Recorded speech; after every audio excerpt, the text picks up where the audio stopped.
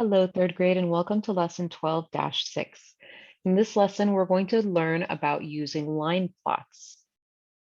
Now, a line plot is a way to organize information that you gathered to make it really easy to see which numbers happen most often, so which ones you see the most in your data, which ones are the biggest, which ones are the smallest, and so on. Let's go ahead and jump into our lesson video about line plots, and then we will do our notes and guided practice together as always.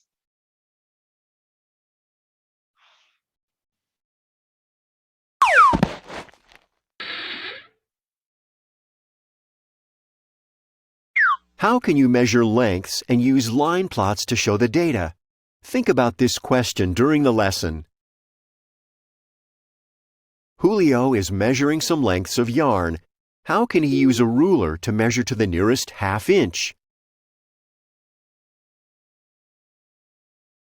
The distance between each whole number on this ruler is 1 inch. Each red mark shows 1/2 inch, so you can think of each whole inch as 2 1/2 inches.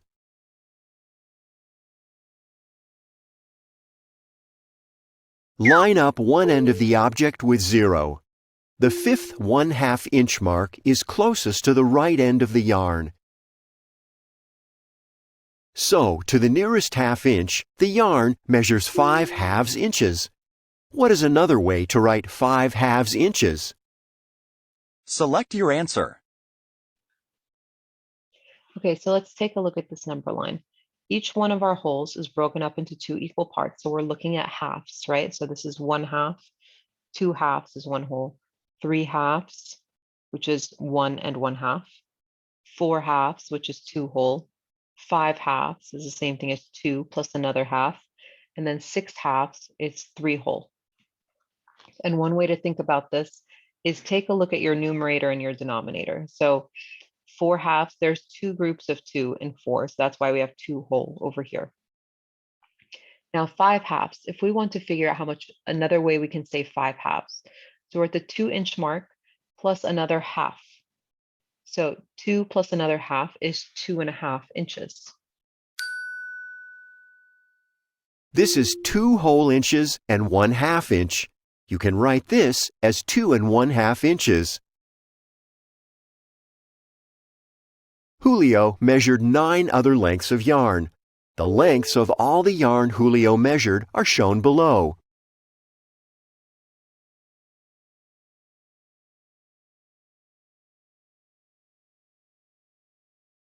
Follow these steps to make a line plot. Draw a number line. Show a scale based on the data.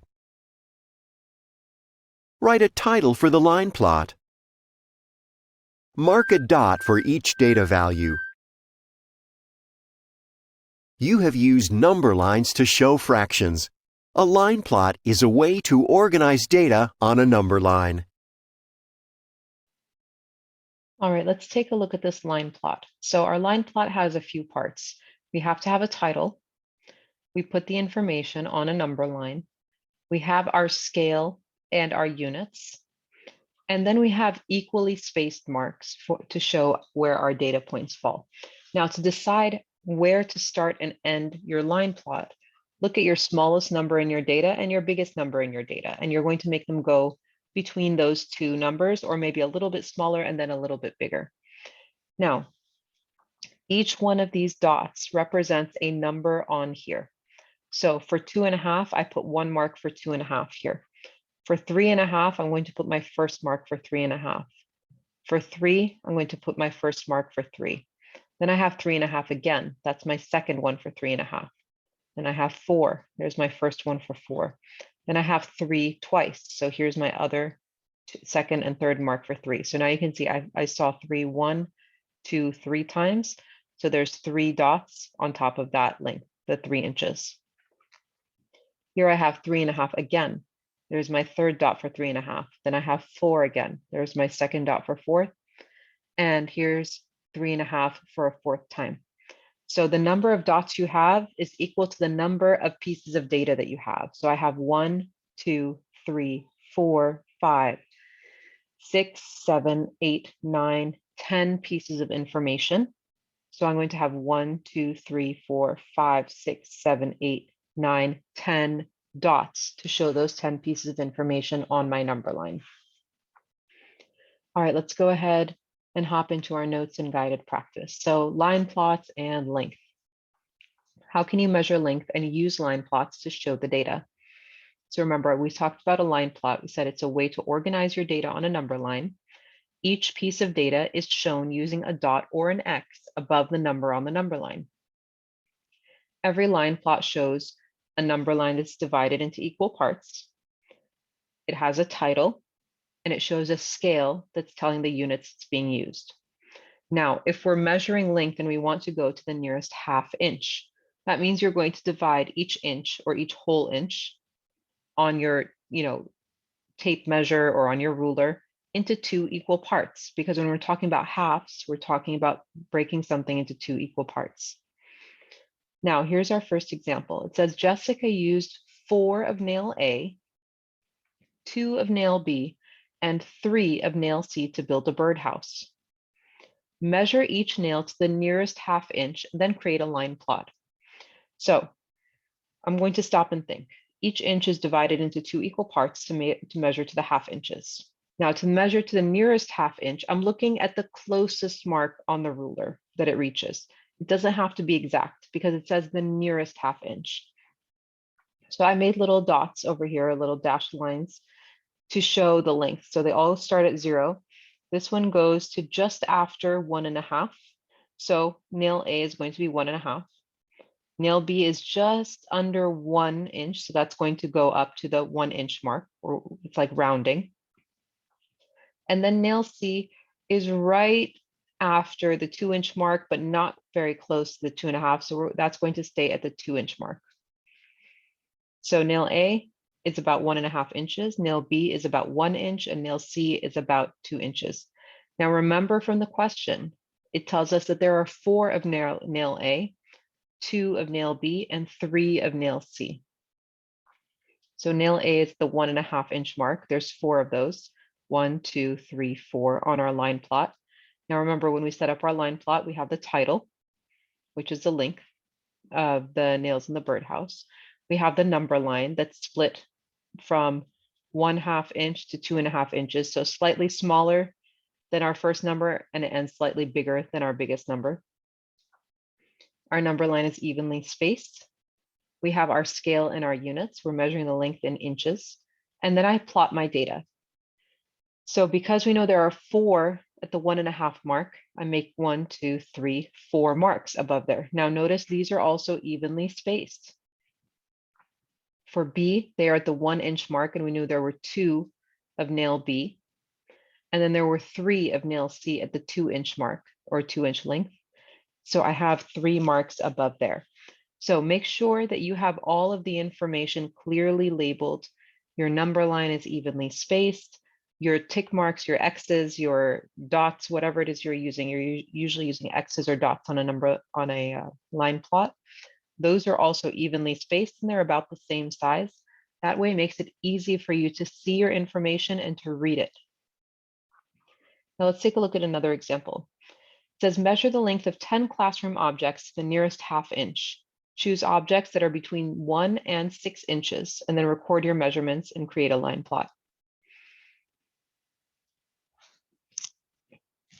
Or between, sorry, it was supposed to be between 1/2 and 6 inches.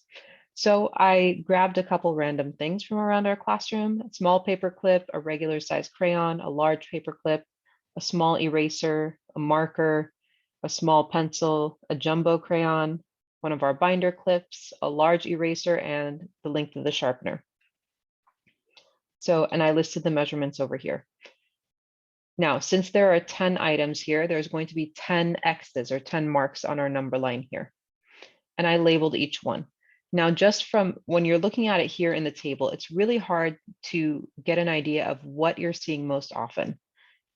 Since all the numbers are mixed up, they're not in order, you can't tell right away which is your smallest number and which is your biggest number.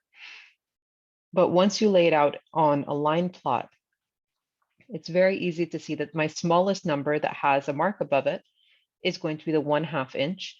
And my biggest number that has a mark above it is the 6 inches. It's also really easy to see that 4.5 inches is what it was the most common measurement. That means out of all of the things I measured, several things, 3 of my things all measured 4.5 inches. So this is the most common measurement. It's the one I saw most often. Now for our guided practice, it says draw a line that is 1.5 inch long. Use your rulers for this to measure and mark it. For number 2, it says if a line measures halfway between 3 and 3.5, and you need to measure to the nearest ½ inch, what length would you record? Why? So are we going to say that it's closer to 3 or is it closer to 3.5? Now remember when we're working on our rounding, as soon as you get to the halfway point between two numbers, you're going to round up. So this is going to be written as closer to 3.5 because once you hit that middle point in between the two of them, you always round up. For number 3, it says measure the length of each of your fingers and list the measurements to the nearest ½ inch. So for this one, I just measured my own fingers. I had 2.5 inches, 3 inches, 3.5 inches, 3 inches, and then 2.5 inches again. To make my line plot for that data, I made sure I had the title, which is the length of my fingers. I had the scale that I'm measuring the length in inches.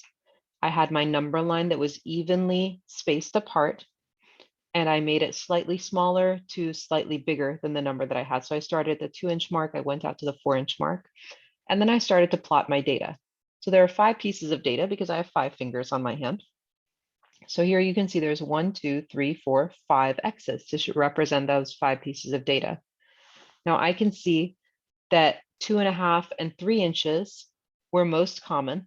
Those were the length of 4 out of my 5 fingers. And my shortest finger, or the one that happened least often, the measurement I measured least often, sorry, not my shortest, but the one that had the least number of occurrences that happened the fewest times was my 3.5 inches, which also happened to be my longest finger. So the shortest, when I look at my number line here, let's go ahead and take a look at this. When you're looking at your number line, the shortest fingers that I had measured 2.5 inches. I'm not going to say 2 inches because I didn't measure anything over there. So since this has no data, it doesn't count. The longest measurement I had was 3.5 inches, and I only measured one of my fingers at 3.5 inches long. So remember, when you're looking at your data and you're putting your data into your line plot, make sure you're making it even, you're spacing them evenly, you're writing everything out neatly. Your X's are the same size, they're evenly spaced from each other, so it's easy to read and understand your data correctly. And make sure it always has a title and the scale. If you have any questions about how to use or read or make a line plot, let me know. Otherwise, I hope you guys have a great day. Take care. Bye-bye.